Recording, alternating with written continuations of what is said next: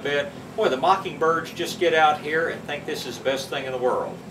And from some of their antics, I think they must get slightly inebriated from consuming it. But I would say Yopon holly would be one good thing that would be very good for birds. And that goes well with the sandy soil? Okay. Do fine in sandy soil. There is a shrub called Eleagnus, E-L-E-A-G-N-U-S. I think a common name is Russian olive. And it makes a fruit over the winter months that the birds like, and it will grow 6-8 feet tall and spread out, and it would be a possibility. Gosh, if you're looking for something that would bring something like hummingbirds in, any kind of bird, plant Esperanza, the yellow bells, and the birds will come to that. There is a, it'll actually grow as a big mound and grow several feet tall. There's a plant called Cape honeysuckle.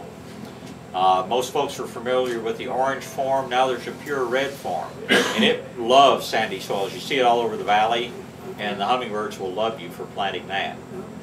Mexican firecracker, though, draws the hummingbirds. Oh yeah, Mexican actually firecracker is a kufia, but firebush I think is what you're speaking of.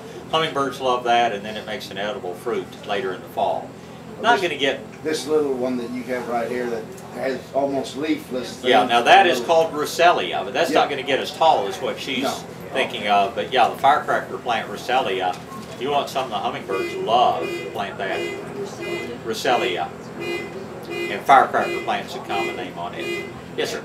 You talked about screens. What would be a good screen that you could use close to a pool area that would, as a windbreak?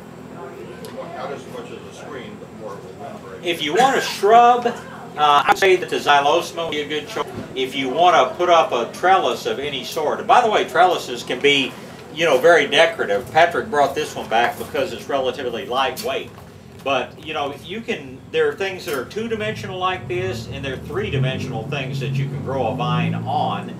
If you look on the far side of the greenhouse, that's old Egyptian wrought iron. It's all over 100 years old. It is highly decorative, but you can set that up as a screen and then grow something like this Tangerine Beauty crossvine.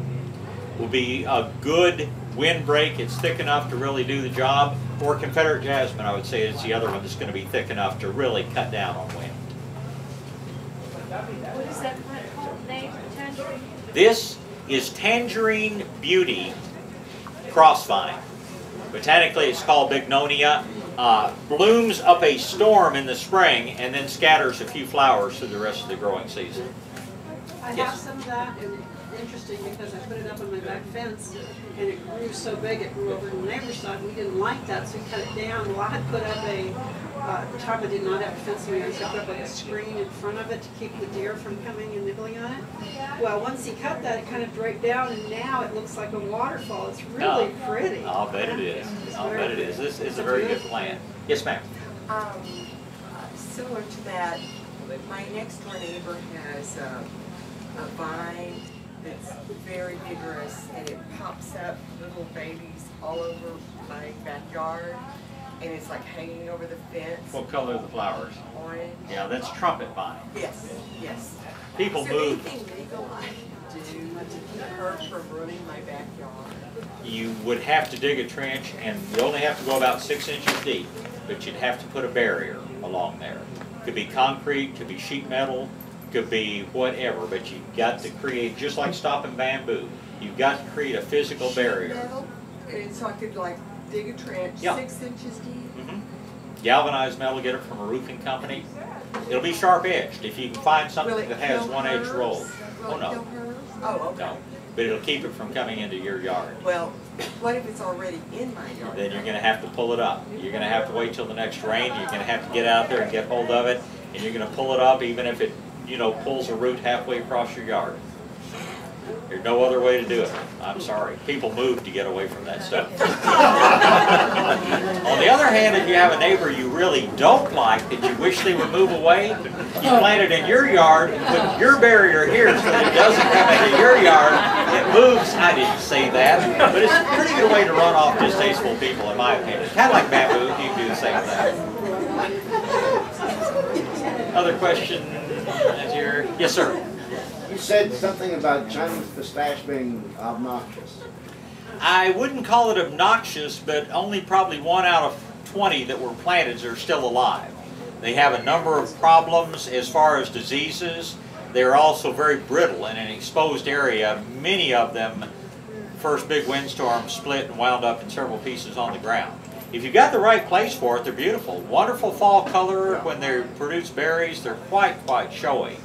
But they grow, the first 5 years, they look like a broomstick, and the ones that live can eventually turn into a nice tree. But I would be willing to bet you that there were 100,000 of them sold across San Antonio in a year's time when Steve started promoting them. I'll bet you couldn't find 1,000 of them around town now. Well, our electric power company still gives them out for free. So. Interesting. Which power company is this? That's K-Pub, Carville. Interesting. Another question, Texas Betonia. Bethany? For shade. No, Bethany needs at least half-day sun and is happier in full sun. It's a great... Even here? Yeah, yeah. Produces beautiful flowers. The hummingbirds will love you for planting it, but in the shade it'll be a disappointment to you. Okay. Other questions, other problems somebody'd like to solve? Yes, ma'am. Yes, I want to plant a tree in our backyard, and it's somewhat rocky. We live just north of the city. What would be the best tree, kind of native type? The first thing that I tell people when they're concerned about how much rock they have in their soil and whether or not a tree will do well is look around at the native trees. If you see nothing but oak trees that are about this big around, there are lots of them, but the biggest ones are about this big, you've got a real shallow soil and a lot of rock, just layers of rock underneath it. And if you're going to grow a big tree, you're going to have to build up. Either just make a mound, which we call a berm, or create, a contained area to build it up. If you see big trees in the area, but you feel like you have a lot of rock, that indicates that there are lots of fissures down through the rock, and if you make a hole that doesn't hold water and get a tree started, then you can grow a beautiful shade tree. In many areas, I'm reluctant to recommend live oak because of the problem with oak wilt in the hill country, but cedar elm is a native tree that makes a big tree, beautiful yellow color in the fall, virtually no problems. And I'd say cedar elm is probably going to be my #1 choice. If you have an area where you get plenty of water to it, fastest growing tree would be a Mexican sycamore. If you were to look right over here, you'll see a tree that's about 25, 30 feet tall. It's a Mexican sycamore that was this tall when we planted it 2 years ago. But it takes a little bit of extra moisture, but it will grow very well in the area you're talking about.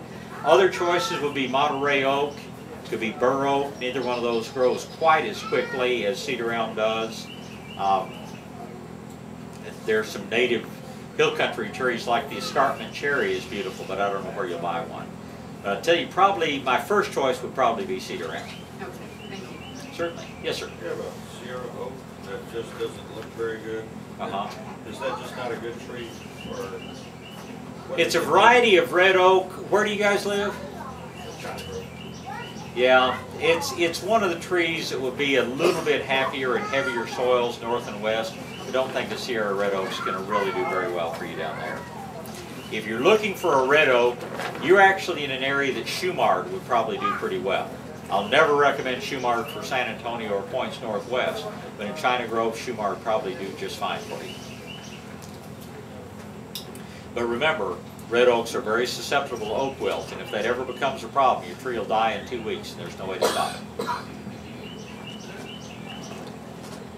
Other questions? Other problems people are tackling? I have a xylosmon that I planted, I guess, last spring. And, I don't know if it's because it got too dry. Anyway, there's like 3 green branches left, but then it's got these brown ones. Water it more. Is that? Water it, fertilize it. Okay. Yeah. Do I Once cut it those gets, off? what's that? Cut those off? Or leave them? Give it a month to see if it is just, if it's lost the leaves or if the limbs are truly dead. If you're not seeing green leaves on those limbs in a month from now, cut them off.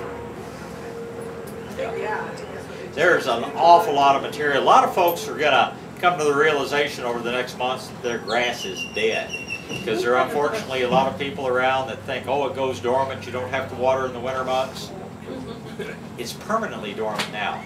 There's even some permanently dormant Bermuda grass and zoysia around that's not coming back. It's simply